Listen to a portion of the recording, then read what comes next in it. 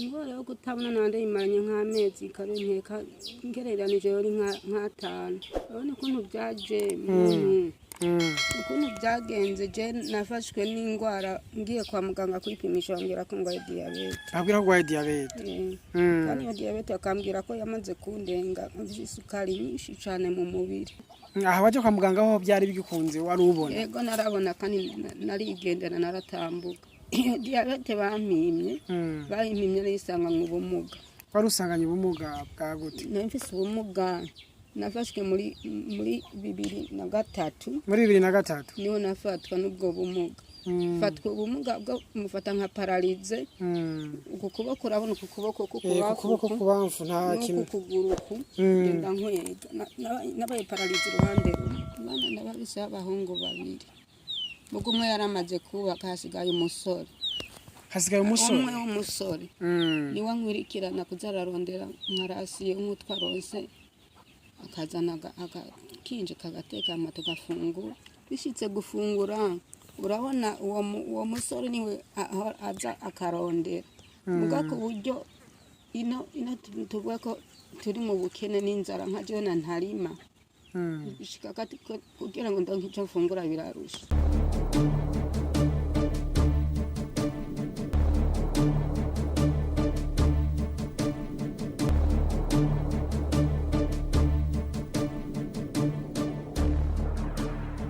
Bakunzi ba Remesha turaswe kandi kubaha kaze mu kiganiro cacu cyo kuno munsi aho turi ku mutumba turi muri zone Ngoma ni muri komine ya Mugwi ahantu twaduze aho dusanze Domitira mu mama afise ikibazo gikomeye cyane gose.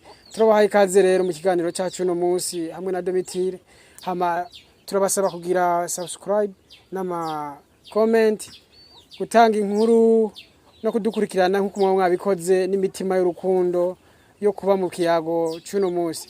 Domitira dusanze menga ni mu ofisi kibazo cy'ubugwayi neza cyane. Tubona menga ntibikunda ko mubona nitubona. Mbega iki kibazo ko dusanze menga ntimubona muba mwafashwe kuva ryari n'iyi ngwara yo kutabona? Ingwara yo kutabona nande imaranye nk'amezi karonkeka ngereranije yori nk'atanu. Amezi 5? Yego.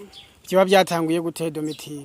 Urabona ukuntu byaje ukuntu byagenze je nafashwe n'ingwara ngiye kwa muganga kwipimisha bambwira ko ngwaye diyabete. Abwira ko ngwaye diyabete. Kandi iyo diyabete akambwira ko yamaze kundenga isukari nyinshi cyane mu mubiri.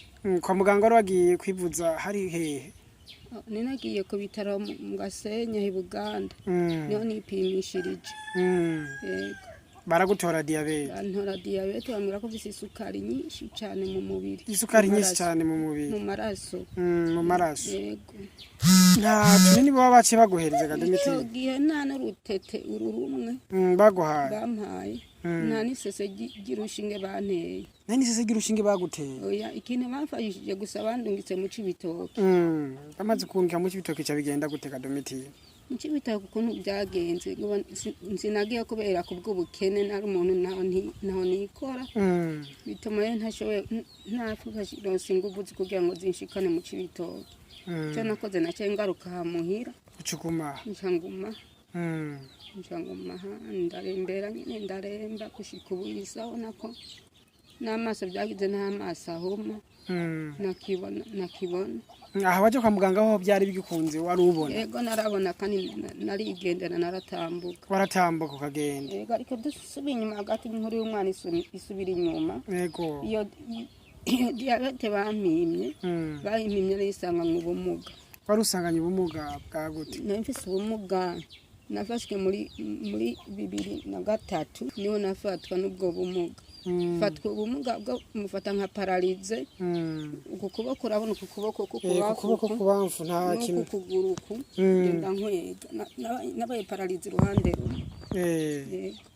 Urumva iyo ntuze iyo diyabete yaje nk'isongera isibe numva abaganga bambwiye ko bampimye yaje nk'isongera isibe n'ahandi nari zanwe mfise ubumuga mu gico gihe naragenda nyene nkigendera ku nkoni gakunda ko ntambuka nuko namanutse n'imoto gushika i Buganda ariko nari nkibona kandi navyarakunda ko ntambuka. Iyi paralizi yo wari wayigize mu kuboko uragenda kwipimisha kwa muganga akubwira ko hagize paralizi? Ego kwa muganga none narageze mu Cibitoki none barampima ho sinzi ko byabaye ibibazo by'amangetengete yabisi barampimye kwa dogiteri abwira ko atangwara abona. Bamaze kubura ingwara ico bakoze banyeretse igitanda ndaryama banyereka ibitaro ndaryama. Ntago baguhimba kuvura muri ibyo bitaro? Muri ibyo bitaro sinabaye nkiharara kubera nabonye ko bamaze kumbwira ko atangwara mfise naciye mbona ntinyabara nubwo nubwo banyeretse igitanda ndyame birashika none baba bantangisha amera ataco bampaye nca mitamwo kugira ndatorokanya ndataha.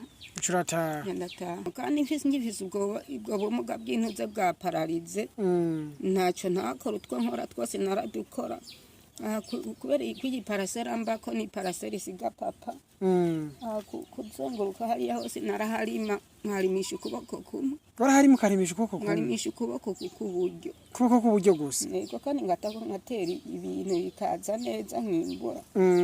Kandi narivomera amazi kubera nagendagenda nkabona iyo nja nkaja no gusenya udukwi nkatuzana narikorera utwo wanje twose. Utwishoboye? Utwishoboye twose naratwikorera. None mama hoba haheze igihe kingana gute uvuye muri iryo vuriro rya Cibitoki? Haheze igihe kingana gute? Sikera cyane nivuwe Cibitoki nagiye mu mwaka nyene mw'ico gihe mfatwa n'ubumuga muri 2010 muri 2003 nafashwe mere nyagari mu kwezi kwa gatandatu niho naja mu Cibitoki mw'ico gihe mu kwezi kwa gatandatu. Yego naye handi ku kibazo cy'uko mbajije igihe naja kwivuza nja kwipimisha Buganda diyabete nivuba ni kimumbi ca 2018 2018 no wagiye kwipimisha umva no kuvuga haheze imyaka 3. Yego niyo naja kwipimisha. Yego none tubasanze ngaha muhira mbeko dusanze uri wenyene nta wundi mwana woba ufise nta mwana wa nta kana waribarutse? Abana ndababise abahungu babiri mugo umwe yaramaze kubaka hasigaye umusore. Hasigaye umusore? Umwe w'umusore niwe nkwirikirana kuzararondera nkarasiye umutwaronse akazana kinje kagateka amato gafungura. Uyo umusore uvuze muri abo bana bawe babiri muri abana? Yego turabana. Mukuru yo bafise nk'imyaka ingahe? Mukuru ngereranije yavutse mu 91.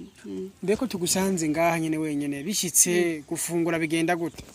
Bishitse gufungura urabona uwo musore niwe aza akarondera muga ku buryo ino tuvuga ko turi mu bukene n'inzara nka jona ntarima bishika kati kugira ngo ndonke icyo mfungura birarusha. Urumva uwo musore no kwiruka akaja guca ingero agize icaronka njya rimwe kuzuba njya rimwe nza gusigara njya mu ijoro gusa. Hamwe n'iki kibazo ufise cy'ingwara no gufungura rimwe birakomeye.